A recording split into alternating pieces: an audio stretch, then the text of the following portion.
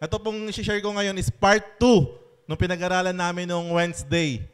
So para naman sa karamihan na hindi po nakatin ng Wednesday, i-recap ko po ng mabilis. So ready na po ang bawat isa. Ang title po ng preaching natin is The Armor of God. Yan. Standing and winning in spiritual battle. Sinundan ko po yan kung nandito po kayo last Sunday sa preaching po ni Pastor Nicky. Sabi po doon, yung last part, pagkapasok po sa promised land, yung bayan ng Israel ay hindi naman po nagayahay. Hindi pagpasok ng promised land, wala nang problem, wala nang mga pagsubok na haharapin. Bagkus baliktad, pagpasok sa promised land, sangkatutak na battle ang kanilang haharapin. Tama po ba? That is why, kinakailangan po natin isuot ang buong baluti, the full armor of God. Because without the armor of God, hindi mo kakayanin. Sabi mo sa katabi mo, hindi mo kakayanin yan, Brad. Kahit anong feeling mong malakas ka, without the armor of God. Tingnan natin yung verse natin. Basahin po natin yung buong verse natin. Finally, Ephesians 6:10-18. Finally, be strong in the Lord and in His mighty power. I-recap ko po ng mabilis dun sa... Kasi ang pag-aaralan po lang natin ngayon is verse 15-18. Tapos na po kami sa verse 10-14. Sabi po dyan, be strong in the Lord and in His mighty power. Mga kapatid kong Kristiyano, sabi po dyan, that's a passive action that we need to take na kailangan ng kalakasan natin nang gagaling sa Panginoon. Kanina yung verse na binasa po natin sa 1 Corinthians 10:13, kung binasa nyo po yon, sinabi po doon, walang pagsubok na dinadanas din naman na hindi dinanas na lahat. Tapat daw po ang Diyos, hindi raw po susubukin bawat isa ng higit sa kanyang makakaya. At sa katapatan ng Diyos, bibigyan daw niya ng kalakasan para pagtagumpayan ng pagsubok. Kaya maraming Christian, hindi kayang pagtagumpayan yung pagsubok, bagamat siya'y Christian na, nananangan sa sariling kalakasan. Paano ka mananangan sa kalakasan? Tingnan natin verse 11. Put on the full armor of God. Isuot mo raw po yung buong baluti ng Diyos so that you can take your stand against the devil's schemes. Ang kalaban po natin dito ay devil, evil spirit. Tingnan mo yung katabi mo, hindi yan yun. Hindi yan yun, okay? Kahit gaano pinapasakit ng ulo mo yan, kahit gaano kasi nasaktan yan, hindi siya yun. So hindi mo lalabanan yan sa physical. At sabi sa verse 12, for our struggle is not against flesh and blood. We're not fighting against human flesh, but against the rulers. Take note, rulers. Hindi lang mga alipin, hindi lang maliliit na ranggong mga demonyo. Rulers. Against the authorities. Against the powers of this dark world. And against the spiritual forces of evil in the heavenly realms. Mga kapatid, makinig ka. Ever since na tayo po'y nakapag-isa sa Panginoong Hesukristo, nagsimula po, we are engaged in a spiritual battle. Meron pong battle araw-araw na nangyayari sa atin. Naglalaban, waging forces, pwersa ng kadiliman, at pwersa ng kaliwanagan. Ang ganda na. Kaya mapapansin mo yun, hindi ko na po kayo tatanungin, alam ko nangyayari sa atin lahat yan. Na minsan, wagas na wagas, shout Jesus in the mountains. Overflowing ka ng Sunday, pagdating mo sa bahay, pagdating mo ng Monday, sangkatutak na atake, sangkatutak na problema, kaliwat kanan. Nakakala natin natural lang na nangyayari. Sasabihin ko sa iyo, hindi po natural yan. May nangyayaring laban spiritually para sirain ka. The enemy comes to steal, to kill, and to destroy.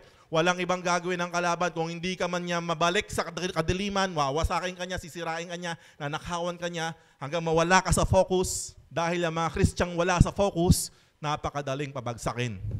So we're not fighting against human flesh. Alam mo, kapag naiintindihan mo to, lalaki ang pangunawa mo, lalaki ang awa mo, compassion mo. Hindi ka mabilis magagalit sa tao, hindi ka mabilis masusura sa tao, bagkus alam mo that there is a spiritual forces working para sirain ka. So kung ang kalaban mo ay spirito, saan natin nilalaban yan? Sa spirito rin, spiritual realm. Yung pag-aawitan pa lang natin kanina, pagpupuri sa Diyos, isa na pong laban yan spiritually. Alam niyo po ba yun? We're engaging. Oh, hallelujah. Therefore, put on the full armor of God so that when the day of evil comes, Maniwala ka o hindi, tanggapin mo o hindi, talagang may darating na matinding pagsubok sa buhay mo. Yung talagang etong araw na to, eto para kay Hill tong araw na to, nakalagay. Araw-araw may mga pagsubok tayo, maliliit, kaya natin, ganyan. Pero minsan may darating talagang malaki. Tama? Talagang testingan yan. Para pag dumating naman daw yung day of evil na yon, anong mangyayari sa atin? You may be able to stand your ground. Makakatayo ka pa din. Ay naku, wala kasi kayo dito nung Wednesday. First time ko nakarinig may nag-testimony ito, laki. Grabe naman. Hindi na 1,000, 100,000, 1 million ang usapan doon. 10 million. Pag grabe. Saktong-sakto, talaga namang prelude sa preaching na talagang may malaking pagsubok. Siyempre, pag yung malaki-laki na yung capacity mo, hindi ka nasusubukan sa maliit. Tama po ba? Useless na sa'yo yun eh. Sabi nga ni Spider-Man ni Uncle Ben with great power comes great responsibility. So, the more tayong lumalalim sa Panginoon, the more na lumalawak ang ating pag-aunawa, talagang mas lumalaki rin yung pagsubok. Tama po ba? Kaya kailangan, constantly passive, sabi, kailangan yung strength natin sa Diyos nang gagaling. Stand firm then with the belt of truth. Yan na. Ito po yung recap natin sa unang tatlo kasi hindi po tayo mag-focus dyan. Doon lang tayo sa last na tatlo. Belt of truth. Stand firm then with the belt of truth buckled around your waist. Ang truth po, ano po bang ginagawa ng belt? Belt holds things together. Tama? Ang ganda nga na example ng Pastor Nicky nun Subukan mo magtatakbo dyan nang wala kang belt. Subukan mo nakikipagsuntukan, nakikipaglaban nang wala kang belt. Yung tataas-taas kang distracted ka. But with the belt, magiging steady ka Tama ba ba? May stabilized ka. And ano rin katotohanan ng belt natin? Katotohanan. If you know the truth, kahit na anong kasinungalingan na binabato sa'yo ng demonyo, kaya mong tumayo. Tama ba? Sabi ko nga truth is different from the truth. It may be true na talagang diagnosis sa'yo is cancer. It may be true na talagang malaking problema mo sa pera. It may be true. It may be true na talagang hindi maganda yung sitwasyon mo. It may be true.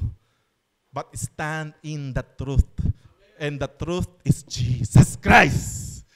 Stand in the finished work of Jesus. This is the truth. Ano man ang sakit mo, totoo man yan, diagnosis yan, stand in the truth. Sabi sa salita ng Diyos, by His stripes, you are healed.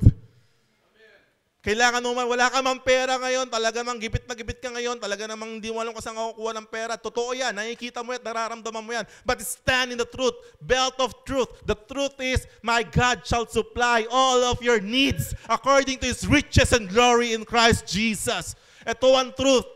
Tatayuan mo yung katotohanan. Whew. You don't need to declare and to confess whatever you are seeing right now. Ang hindi declare mo at i-confess mo, yung nasa loob. Tama ba ba? May sakit ka na nga, confess ka pa ng confess. Sakit ng ulo ko, may bukol ako, may ganyan. Ang i-confess mo yung kagalingan ng katotohanan. Dahil, sabi diyan, with the breastplate of righteousness in place. Ang breastplate, ang pinoprotektahan po niyan, puso. Tama ba? Ano rin yung breastplate natin? Righteousness. Ang righteousness na meron po tayo ay kaloob ng Diyos. Hindi tayo naging righteous dahil nagsimba ka, dahil nag-offering ka. Hindi ka naging righteous dahil mabait ka. Naging righteous ka dahil si Jesucristo na walang kasalanan, ginawang kasalanan para tayo tumanggap ng righteousness ng Diyos. Okay ba yun? Protektahan mo yung puso mo. Dahil ang number 1 na nagpapahina sa mga Kristiyano, alam niyo kung ano? Condemnation. Kapag ikaw nakagawa ng hindi maganda, feeling mo hindi ka nakarapat-dapat lumapit sa Panginoon, feeling mo hindi ka na mapapatawad ng Diyos. Tapos pagpasok mo dito, nakausap mo pa yung isang kapatiran, na ganun din sasabihin, "Uy, yung kapal naman ang mukha mo kapatid, nakita kita nung isang araw, nandun ka sa bar, tapos ngayon nandito ka sa church." Condemnation kills. So isuot daw po natin, araw-araw, pagkagising po natin, isama natin sa prayer natin yung pasasalamat sa Diyos. Pasasalamat, Panginoon, marami pong salamat. Dahil alam ko hindi ako karapat-dapat. Pero dahil sa iyo, Panginoon, hinugasan mo ng dugo mo ang lahat ng aking kasalanan. Ngayon, I become righteous because of you, Jesus. Huwag niyong hayaan. Sabi ko nga sa storya ng prodigal son, kita mo to ha. Sa storya ng prodigal son. Alam niyo yung story ng prodigal son? Hindi ko po share to ha. Kung alam niyo, ang story ng prodigal son, nung umalis yung prodigal na son, yung bunso, nung nilustay lahat ng kayamanan, nung naghirap na siya, sabi niya, babalik ako. Kasi sa bahay ko, sa bahay ng aking ama, yung kinakain ng mga katulong doon, mas masarap pa sa kinakain ko. So sasabihin ko sa ama, Ama, nagkasala ako sa iyo, patawarin mo ko, hindi na ako karapat-dapat na gawin mong anak, turing mo na lamang ako isang alipin. Ito ang sabi niya eh. Pero ang ginagawa ng ama, araw-araw nakaabang sa malayo, nakatanaw sa muling pagbabalik ng kanyang anak. Bakit kaya? Anong isang araw, nakita niya sa malayo pa lang, sa horizon pa lang, maliit, bumabalik yung prodigal son. Anong ginawa ng ama? Tumakbo, sinalubong niya. Alam niyo kung bakit? Kasi kung yung kuyang kapatid ang nakasalubong doon, walang nakauwing prodigal son. Tama, mali? Dahil kung nakasalubong niya doon yung kuyang kapatid, ano sabihin nun? Ang kapal na mukha mong kapatid ka, matapos mo lustayin yung pera ng ating ama, babalik ka rito. Pagkatapos mo magkasaya-saya, wala ka ng pera, babalik ka. Pero hindi, the father heart of God. Sa iyong muling pagbabalik, open arms, ayakapin ka ng Diyos. Oh, hallelujah. And with your feet fitted with the readiness that comes from the gospel of peace. Kailangan alam mo na peace kayo ni Lord. Okay ba yun? Malaking bagay na alam mo dapat na hindi galit ang Diyos sa'yo. Sabi mo sa katabi mo, hindi galit ang Diyos sa'yo. Sabi yan sa Romans chapter 5 verse 1. Dahil sa Panginoong Jesucristo, we have peace with God. Makaaway mo na ang lahat, wag lang ang Diyos. Okay ba yun? But because of Jesus, you have peace with God.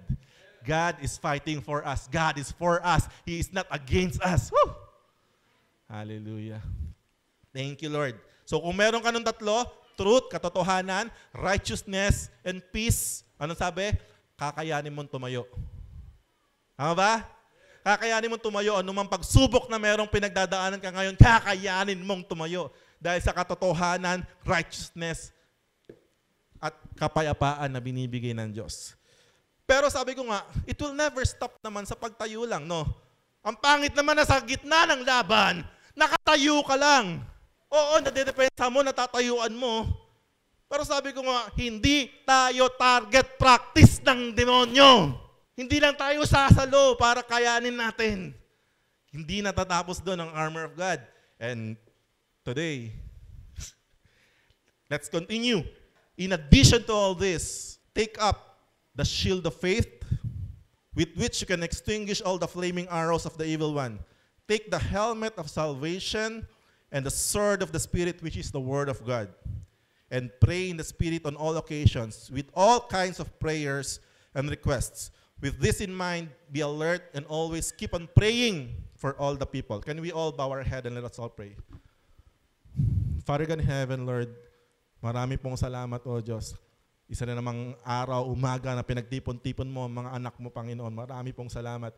Sa praise and worship pa lang, Lord, maraming salamat sa pagyakap, sa pagsama. Maraming salamat, O Diyos, sa assurance that you're always with us. God, right this moment, itago niyo po ako sa inyong likuran.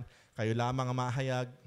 Kapahayagan mo, revelation na nagmumula sa iyo na magrerema sa mga kapatid ko, Panginoon, ang aming pag-uusapan ngayon upang kami ay makakatayo, makakalaban at magtatagumpay sa bawat pagsubok ng buhay. Marami pong salamat.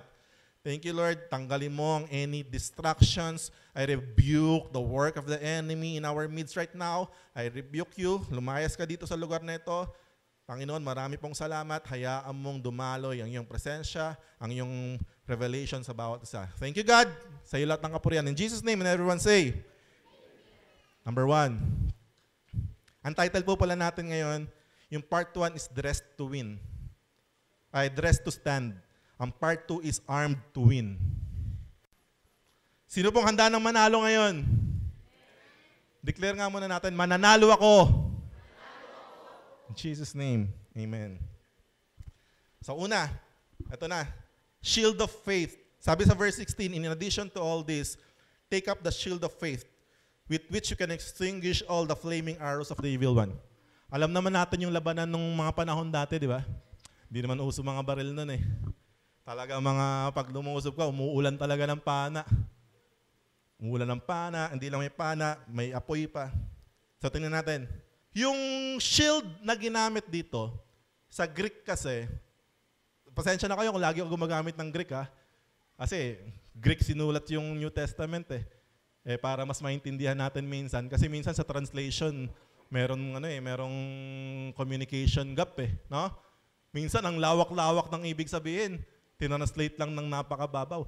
Kaya minsan talaga pag nagpe-prepare ako bumibisita ako sa Greek talaga para mas manuot, no? Mas higit pa sa amplified 'yun Tingnan mo diyan, shield of faith. Sa Greek pala may dalawang klaseng shield.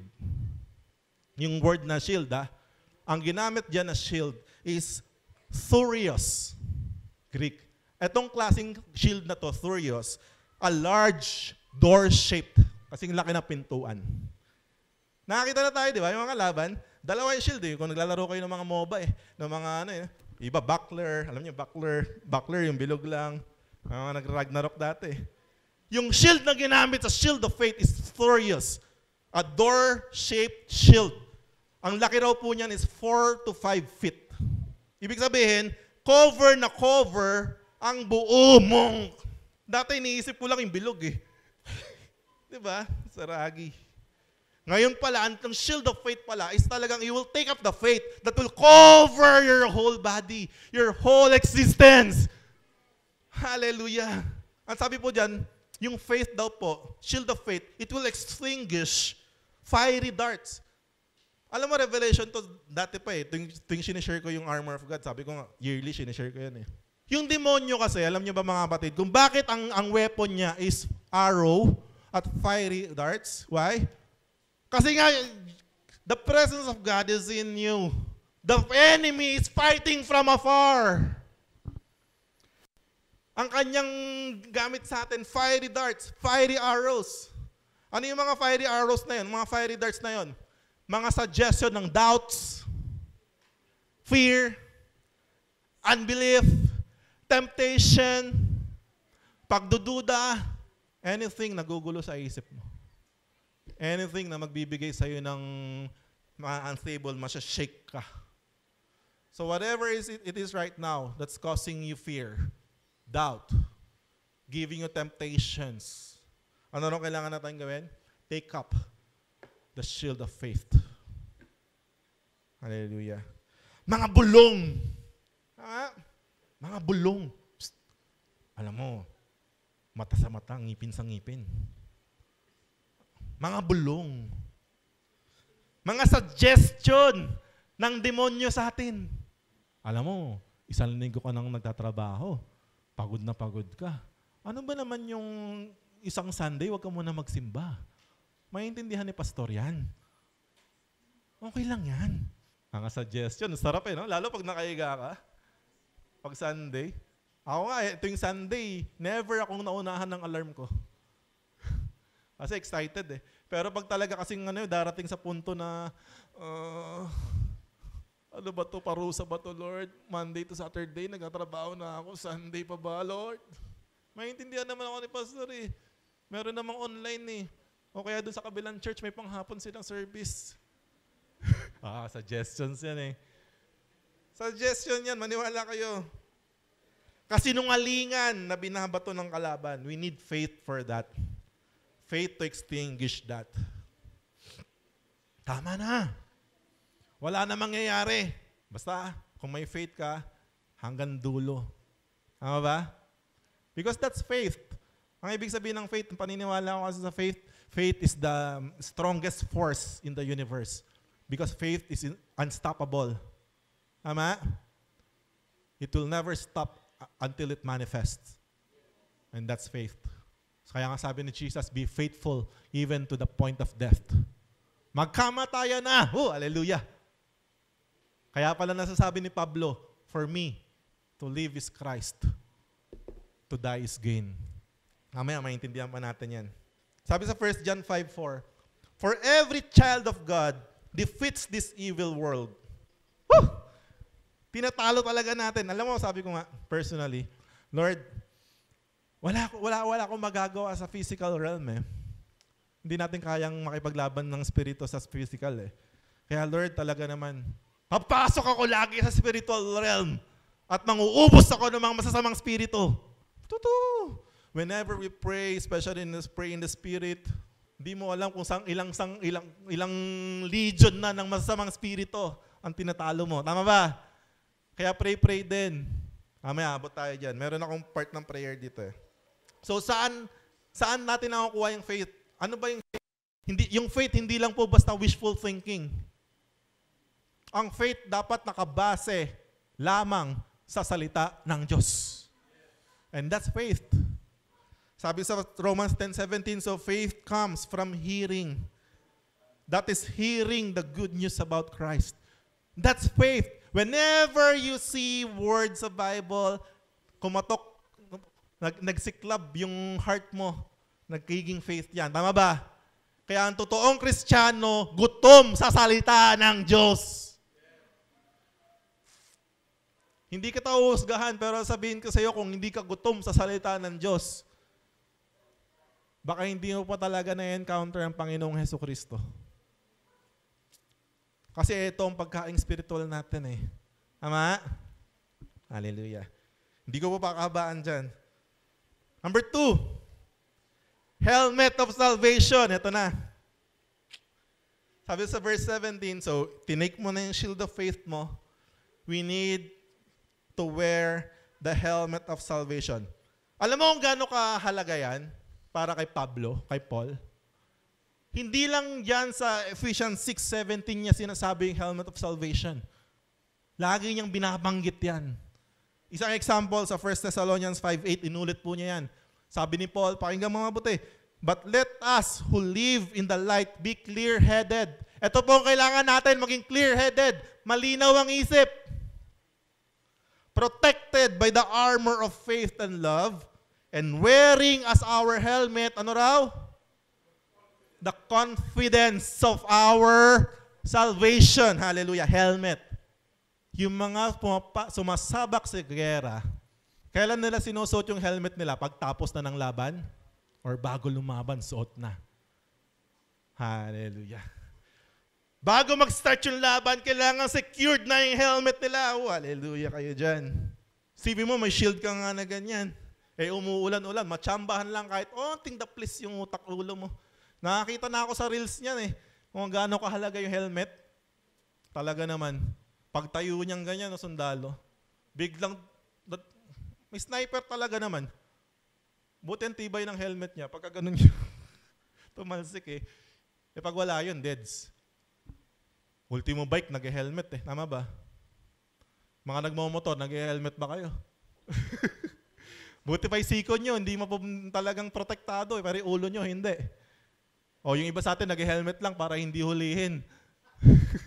Hindi ganun yun ha. Nagsusuot tayo ng helmet para maprotektahan. Kaya tayo nagsusuot ng helmet kasi hindi natin alam kung kailan. Tama? We can never predict kung kailan. Kaya tayo nag-helmet. Now, ano helmet natin? Salvation. The enemy attacks, sabi ko nga kanina, with condemnation and confusion. Mahirap kasi talaga pag hindi mo alam na ligtas ka. Natatanda. Ang example ko lagi dyan, yun nga, may bago kang dress na puting-puti. Kunwari, si Monique na lang, huwag na, pangit naman, magdadress ako, no? Kunwari, si Monique na lang, may bagong dress, white na white, talaga naman. Bagong-bago, galing sa Shein. As in, white na white. Eh, syempre, maulan, maputik sa labas. Ngayon, ayaya si Monique ng mga friends niya. Sinong friends mo dito? Yan, sila Jana. Ate Monique, sarap, balik ko tayo sa ulan. Eh, syempre, naka-white dress siya, bagong-bago. Lalabas ba siya? Hindi. Of course not. Poprotektahan niya yung kalinisan ng dress niya, tama? O, ang difference pag ganito. Ang suot niya, hindi bagong dress. Luma na, madumi na. Madumi na. Isang yaya lang, kahit hindi pa nagyaya. Kahit nga walang yaya eh, tama ba? You will dwell. Kasi alam mo, madumi ka na. Kaya ang daming Christian confused. Kasi feeling nila, okay lang, nakasala naman na ako eh. Medyo susulitin ko ng onte, maya-maya doon, hihingi ulit ako ng tawad. Medyo pag nalaglag na naman. Confused. Identity crisis. Ito yung totoong identity crisis. Pag tinanong mo kung ligtas ka na ba? It really hurts. When you know you are saved, you will think differently. Hoy, hindi pastor kasi ganito yan, pastor. Kapag kasi, magpapatuloy kasi pangit yung grace teaching na yan. Lalo lang magkakasala yung mga yan kasi, okay, ligtas na pala, di one save, always. Hindi po ganun yun. Hindi po ganun yun. Hindi ganun yun. Ibig sabihin lang, hindi mo naiintindihan. Baka hindi ka pa talaga nakatanggap. Because the more you know that you are saved, the more you know that you're already forgiven. Sabi nga ni Jesus Christ, may lumapit na babae sa kanya na masama, nagbasag ng alabaster jar, nagalit yung Pharisee. Sabi niya sa Pharisee, Simon. Simon pangalan Bibigyan kita ng parable. Etong isang taong to, pinatawad ng kanyang kasalanan, ang utang niya 100 million. Etong isa, pinatawad din yung kasalanan, ang utang lang niya 1,000. Sino sa tingin mo ang mas magmamahal? Doon sa nagpatawad, yung pinatawad ng 100 million, pinatawad ng 1,000. Yung pinatawad ng 100 million, tama ang pagkaka-judge mo. Ganon din naman, the more you understand how God forgives you, the more you know how deep the forgiveness of God for you is, the more you will love Him. The more you will want to offer your life to Him. The more you will want to serve Him. The more you will want to obey Him. But for those na confused, naglalaro lang. Tama? Colossus 3:1-3. Yamang binuhay kayong muli kasama ni Kristo. Meron po ba kasamang binuhay na muli dito? We were born again. Tama ba? Binuhay tayong muli. Ni-restore, ni-renew, sinave. Tama? Restored. Binuhay tayong muli kasama ni Kristo. Sabi ko, lahat na nangyari kay Jesus sa krus, nangyari sa atin. Ayun yung symbolism ng baptism. We died with Christ. We were risen with Christ. As sabi sa Ephesians 2, we were seated in the heavenly realms with Christ. Amen? You need to take this by faith. So, yamang binuhay kayong muli na kasama ni Kristo. So, ikaw yun. Nag-yes tayo dito. Tama ba? Ang sabi niya, ituon ninyo ang inyong pag-iisip sa mga bagay na nasa langit na kinaroroonan ni Kristo na nakaupo sa kanan ng Diyos. Ang mga bagay na panlangit ang isa-isip ninyo, hindi ang mga bagay na panlupa. Sapagkat namatay na kayo at ang inyong buhay ay nakatago sa Diyos kasama ni Kristo. Ano po ibig sabihin dito? Ano ba yung mga bagay ng langit? Ano ba yung mga bagay na makalangit? Faith, hope, love, everything. Diyan natin itutuon. Ano ba yung mga bagay na makalupa? Material things. Lust of the flesh. Desires this flesh. Tama? Hindi naman po sinabi dito na pag nakatuon yung isip mo sa langit, hindi naman po ganun eh. You can be living your life excellency here. Whatever endeavors meron ka, you will excel. Why? Because yung mindset mo, mindset ng Diyos. We were ambassadors of Christ. Our real home is in heaven, sabi sa Bible. Hindi, pastor, lupa. Alam mo kasi ganito, para hindi tayo ma-confuse lahat. Hindi po mali yung sa lupa. Dahil sabi sa Revelation 21, darating in time, magkakaroon ng bagong langit at bagong lupa. Alam mo, ito po, baka di nyo naiintindihan. Sa bagong langit at bagong lupa, hindi magkahiwalay. Dahil ang trono daw ng Diyos, ang langit, magsasama sa lupa. Kasama na natin ang Diyos. Kaya nga wala na raw araw sa bagong langit, bagong lupa eh. Kasi ang liwanag daw ay liwanag ng Diyos. So hindi rin mali. Mindset natin ng langit. Ngayon, dahil mag-merge talaga ang langit at lupa. Hallelujah. Kaya ngayon pa lang dapat sinasanay mo na yung mindset mo. Yung sinasabi ng lupa na hindi panlupa, yung mga ngayon. Kasi masama eh, fallen na tong lupang to eh. But definitely, dito pa rin naman tayo. Pero mindset ng langit, tama ba? Kaya nga gawing langit ang mundo. Paano mo gagawin langit ang mundo kung isip mo mundo? Nandito tayo sa lupa pero mindset mo langit. Naiintindihan po natin? Para hindi ka confused. Hindi naman ibig sabihin dito na, Lord, kunin mo na ako sa langit. Hindi ganun yan. Pag ang mindset mo nga is mindset ng Diyos, you will excel. Wherever you are, whatever you're doing, you will excel. Because the mindset ng langit is perfection with love, with joy, peace, patience, kompleto. Di ka manloloko ng tao. Huwag kayong magalit sa akin, ha? Ilabasa ko lang yan. Because when you focus on yourself, you will become depressed. Alam mo ba yun? Pag nakatuon ka lang sa sarili mo, yung mga pangarap mo, yung mga frustrations mo, yung mga di mo nakamit, yung mga sana ginawa mo, sana di mo ginawa. Kung puro sa sarili mo lang ikaw nakatingin, you will become depressed. Pag sa labas ka naman tumingin, when you focus on others, you will become what? Stressed. May stress ka. Akala mo karera nangyayari sa buhay, pag iwanan ka na, o kaya wala na nangyayari. Pag sa labas, magulo.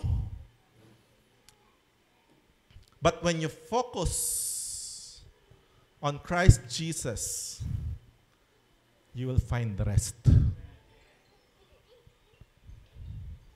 Napansin niyo yun? Kung napapansin niyo yung kung paano sa New Testament ginagamit yung Jesus Christ at Christ Jesus. Bago mamatay si Jesus, lahat ng nakalagay sa New Testament is Jesus Christ. But after ng resurrection, ang tawag na sa kanya ay, galing na.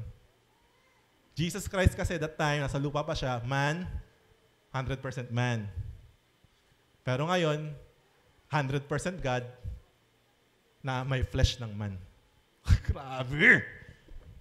Yan, Lodi, kung may ilolodi tayo si Jesus, siya yung ginawang panganay. Sabi, lahat na mangyayari sa kanya, mangyayari sa atin. Do you believe? Kung binuhay siya, bubuhayin din tayo.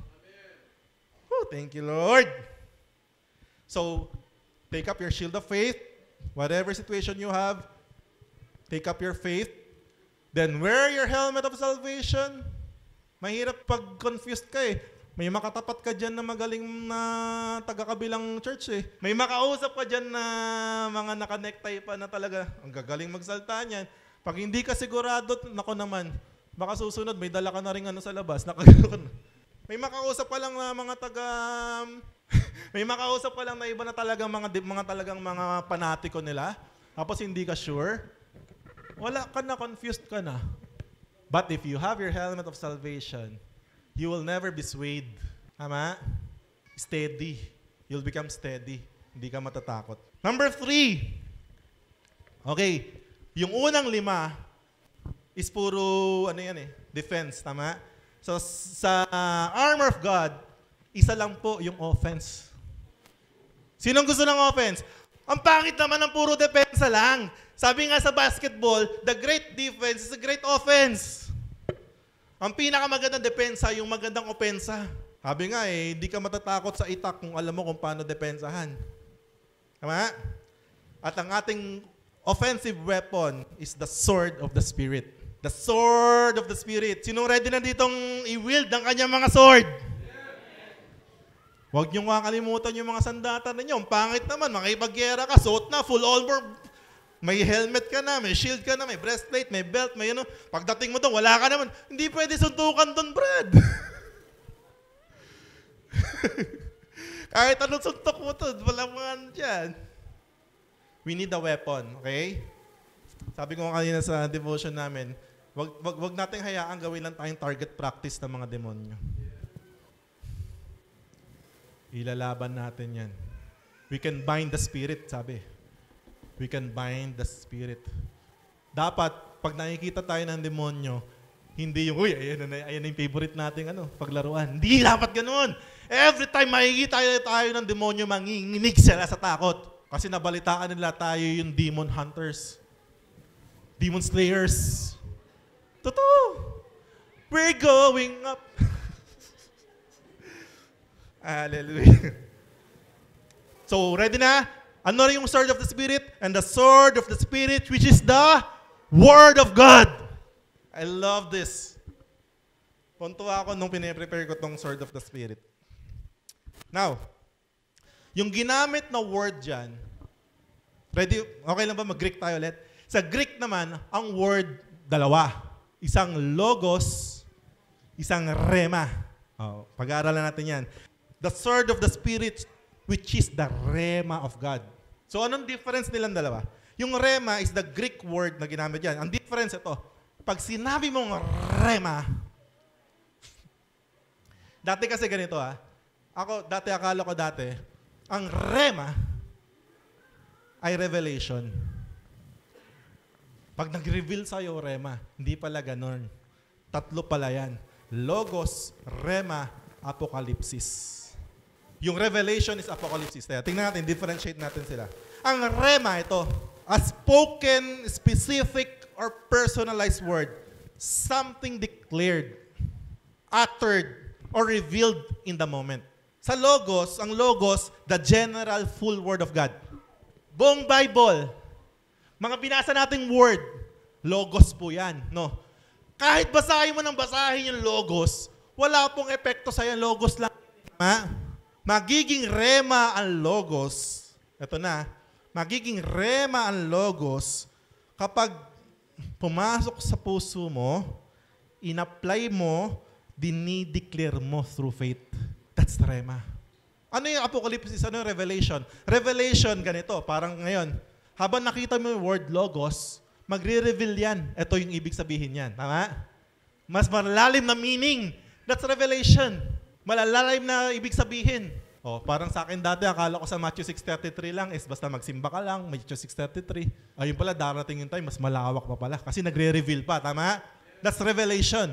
Ang rema, pwede kasing nag-reveal sa'yo pero hindi nag-rema sa'yo. Ang rema ganito, nag-reveal sa'yo, yung pinag-aaralan natin ngayon, nag-reveal. Ang rema ganito, ngayon pa lang umaapoy na sa puso mo. There is a word burning in your heart right now that you really want to declare. Alam niyo ba sa Matthew 4:4, yung testing ni Jesus sa wilderness? Sabi doon, man shall not live by bread alone, but by every rema of God. Not logos. Lahat ng ginamit ni Jesus doon actually is logos. Pero rema yon dahil galing na sa Kanya.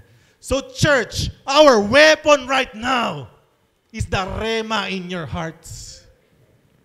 Lagi ko po sinasabi sa inyo every time nag-preach ako, there is a specific rema for your situation. Kung anumang sitwasyon mo, may specific na word dyan. You should know that word. It should rema to you and you should declare that word. Hey! Because this is the only weapon that we have. Ultimo si Jesus, Jesus na yun. Ayun din yung ginamit. Hindi to makukuha sa pagandahan lang ng wishful thinking. Hindi to makukuha sa mabibigat ang atake sa atin. Kaya kailangan natin ng tamang sandata. Tama po ba? So ngayon pa lamang, mga kapatid ko, magutom kayo sa salita ng Diyos. Sa sitwasyon mong ito, kung hindi mo alam yung word for that, ask your pastors. Kung ayaw mo, ask si Google. Wala namang problema doon. I-Google mo. Verse for... Know the verse. Logos yan. Walang problema dyan. And then, basahin mo and let it rema to you. Huwag tayo magpapanin lang sa demonyo. Sa sitwasyon mo ngayon, may word si Lord dyan. Yung 5 part ng armor of God para makatayo ka eh. Para kayanin mo yung atake eh.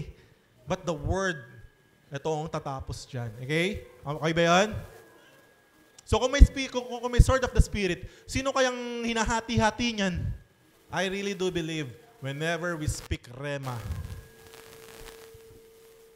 pumapasok tayo sa spiritual realm and we're tearing down strongholds. Sabi po sa Bible yan. Sabi, our weapon is not made of flesh, but our weapon can tear down strongholds. Sabi po yan sa salita ng Diyos. So whenever you declare word of God, nagre-rema sa'yo, nagte-tear down ka ng strongholds. Hallelujah. Thank you, Lord. So don't just read the word. Speak it in battle. Sabi nga ni Kiko Barsaga, mamatay man ako, at least, nagawa ko, sabi niya. Hindi siya natatakot na mamatay. At least, namatay siya lumalaban. Ganon din po sa atin, mga kapatid. Hallelujah. Sabi nga huwag tayong matakot sa pumapatay lang ng laman. Doon tayo matakot sa kayang pumatay ng both laman at kaluluwa sa impyerno. So right now, mga kapatid ko, hey, sa laban ng buhay natin, hindi ka matatalo. Maaring matalo yung physical mo dahil akala mo talo ka na. Si Jesus nga namatay sa krus eh. Mga disipulo nga namatay kung saan-saan eh. Talo ba sila? They are never defeated. Because this flesh is really wasting away. Sabi sa Bible yan. Though our outward body is wasting away. Sabi, we are securing an eternal one. Oh, hallelujah. Kaya kung ikamatay ko man tong pananampalatayang to, so be it, Lord. Hindi ka pa rin matatalo. Dahil talagang itong katawan na to, wala na to, fallen na to. Kaya Lord, kung gagamitin mo ako, kahit na ganito lang ako, papagamit ako sa'yo ng buong buo. Kung pwede lang, Lord, talaga, dalhin mo ako sa spiritual realm lagi. Number 4, the power of prayer. Hindi natapos yung armor of God ng, okay, suot mo na yung armor, tapos na, armor ka na. Hindi po. Lagi yan nakaakibat yung prayer. And I really love this. Remang-rema sa akin yung prayer ever since nung pinag-aaralan namin. Remang-rema. Sipin nyo yun, 4 na oras sa prayer, 1 minute lang sa miracle. So if you really want to become an effective Christian, effective sa ano mo, bumabad ka sa prayer. Tama no? Why? Saan mo ini-equip? Saan mo sinusuot yung armor of God? Pag may laban na, hanapin mo pa yung armor mo, nasa na yung helmet ko, nasa na yung breastplate ko. Hindi ganun. Bago magsimula yung araw, sinusuot mo na yon. Through prayer. Amen? Whenever you pray, you're equipping yourself with the armor of God so that you are ready umarap sa araw. And pray in the Spirit on all occasions. All occasions. Masayang occasion, hindi masayang occasion, good trip, bad trip. All occasions. Okay ba yun? With all kinds of prayers and requests. With this in mind, be alert and always keep on praying for all the Lord's people. Church, prayer is not another weapon. Rather, it activates all the armor. Okay ba yun? Sabi ko nga, hindi to yung automatic na parang kay Tony Stark, isang pindot lang dito, magiging Iron Man ka na. Hindi ganun yan, ha? Nagdedwell sa prayer. As you pray, as you go deeper into prayer, magugulat ka, lumalakas ka, tama? In the Spirit. Ibig sabihin, led and empowered by the Holy Spirit. Kung hindi pa po kayo nakakapag-pray in the Spirit or pray in tongues, asamin po natin mga kapatid, hindi po supernatural thing kapag nag-pray ka in the Spirit. It's very natural lang for us Christians. Oh, hallelujah. Romans 8:26. Romans 8:26. Gayon din naman, tinutulungan tayo ng Espiritu sa ating kahinaan. Sapagkat di tayo marunong manalangin. Di pala tayo marunong manalangin. Hindi tayo marunong manalangin ng nararapat. Kaya't ang Espiritu ang namamagitan para sa atin at dumaraing sa paraang hindi natin kayang sambitin. Let's pray in the Spirit. Church, when you pray in your mind, sabi doon, you're accomplishing yes. Kung mga needs mo, mga dapat mo ipag-pray. Kaya nga sabi, pray in all kinds of prayers eh. So mag-pray in your mind, pray kung ano yung kailangan mo, then pray in the Spirit. Dahil di mo alam, 1 minute ng prayer ng Spirit, you're accomplishing lots. Dami. Di mo alam. Di mo nga alam eh. But sabi nga, yung pinag-aralan natin ng mga nakaraan, the reason why we pray is because we are allowing God to use our body para makailam siya dito sa mundo. Hindi mo nga alam yun eh. Kaya nga spirit na yun. You're just allowing this body, Lord. Use me, God. Gamitin mo ako, Panginoon. Pagkatapos kong manalangin ng pangsarili ko, in mind, Panginoon, bless me, ganyan-ganyan, bless me, ganyan. Pray in the Spirit para si Lord naman gumamit sa'yo, hindi ikaw gamit ng gamit sa Diyos. Uy! Paggamit ka sa Diyos. No? Kasi si Lord gustong... Alam nyo ba, kaya minsan di kayo nagpipray pero okay pa rin kayo? Alam nyo bakit? Kasi may nagpipray sa inyo. In this church, we have intercessions every Tuesday.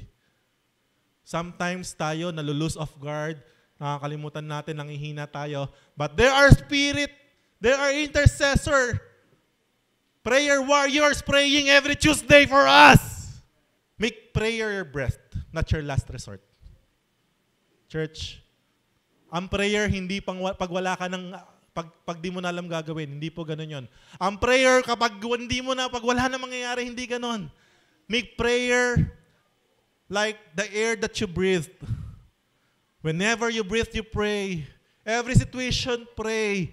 Pray every time, pray. Habang nakikinig kayo sa akin, pray. Pag-pray nyo ako, Pastor, Lord, sana hindi po mautal si Pastor. Mga ganyan. Lord, sana yung sinasabi niya galing sa'yo. Ganun. Sabi sa 1 Thessalonians 5:16-18, rejoice always. Pray without ceasing. Gusto ko lang sabihin yun. Mag-pray ka na, mag-pray kapatid. Hindi naman ibig sabihin, kailangan mo biglang, okay, then may specific time ka. Ting umaga, quiet time. Gabi, quiet time. You have quiet time. That's very good. But you can pray while you're driving. You can pray while whatever you're doing. While you're taking a shower. Tama. This is my favorite verse when it comes to prayer. Philippians 4:6-7. Sabi diyan, do not be anxious about anything, but in every situation, by prayer and petition with thanksgiving, present your requests to God. Church, kung ano mang gumugulo sa isip mo, maliit man yan, malaki yan, basta kumabog sa puso mo, sabi diyan, idulog mo raw sa prayer with thanksgiving. In every situation. And the peace of God, which transcends all understanding, will guard your heart and your mind in Christ Jesus. Malaki man o maliit, basta bumagabag sa puso mo, idulog mo agad sa panalangin. Hanggang maramdaman mo yung kapayapaan ng Diyos sa puso at isip mo. Kaya magtataka ka eh, paano mo kinakaya? Tama? Paano mo pa kinakaya? Kinakaya ko sa kalakasan na nagmumula sa Panginoon. I can do all things through Christ who strengthens me. And conclusion, sa lahat ng pinag-aralan natin, Wednesday hanggang ngayon, the full armor of God, our victory is in Christ Jesus. Alam nyo ba yung full armor of God? Lahat yun, pati sword of the Spirit. Word ay si Jesus. Tama mo ba? The full armor of God is Jesus Christ Himself. Sabi sa 1 Corinthians 15:57, but thanks be to God, He gives us the victory through our Lord Jesus Christ. Every piece of the armor of God points to Jesus Himself. When you wear the armor, you put on Christ. Do you believe in that? Gusto niyo yung verse? Ay, verse yan. We will close in this last verse. Romans 13:14. Kung magsusot kayo ng magagandang damit, mamahaling damit, Itong advice kong gusto nyong isuot natin lahat. Romans 13:14, rather, clothe yourselves with the Lord Jesus Christ. Oh, hallelujah. Isuot daw po natin. Grabe! And do not think about how to gratify the desires of the flesh. So I really believe and I declare na lahat ng mga nakapakinig ng salitang ito, talagang hindi ka papayag na sa isang araw, makakalimutan mong isuot ang baluti ng Diyos. Tama? Dahil hindi mo kakayanin without the full armor of God. But because right now, alam mo na, you will clothe yourself with Jesus Christ, the full armor of God. You will wield your sword of the Spirit. Whatever battle you're facing right now, I declare victory in Christ Jesus. Hallelujah. Palakpakan po natin, Panginoon. To God be the glory po.